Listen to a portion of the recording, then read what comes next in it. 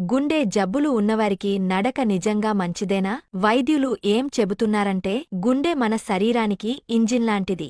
అది నిరంతరం పనిచేస్తూ ఉంటేనే మనం ఆరోగ్యంగా ఉంటాం. కానీ నేటి జీవనశైలిలో గుండె జబ్బులు సర్వసాధారణమైపోయాయి. ఆహారపు అలవాట్లు, వ్యాయామం లేకపోవడం, ఒత్తిడి వంటి కారణాల వల్ల గుండె ఆరోగ్యం క్షీణిస్తోంది. అయితే గుండె జబ్బులు ఉన్నవారు వ్యాయామం చేయాలంటే భయపడాల్సిన అవసరం లేదు. సరైన వ్యాయామం గుండెకు మేలు చేస్తుంది. వాటిలో నడక చాలా ఉత్తమమైనది. గుండె రోగులకు నడక నిజంగా మంచిదేనా?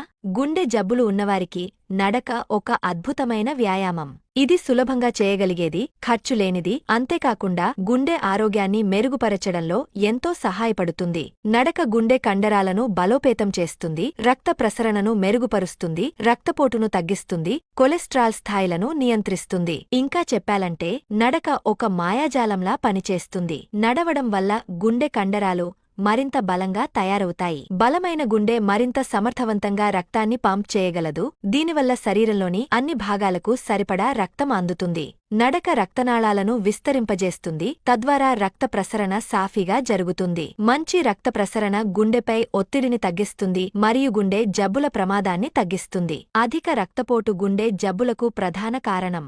నడక రక్తపోటును తగ్గించడంలో సహాయపడుతుంది. రెగ్యులర్గా నడిస్తే రక్త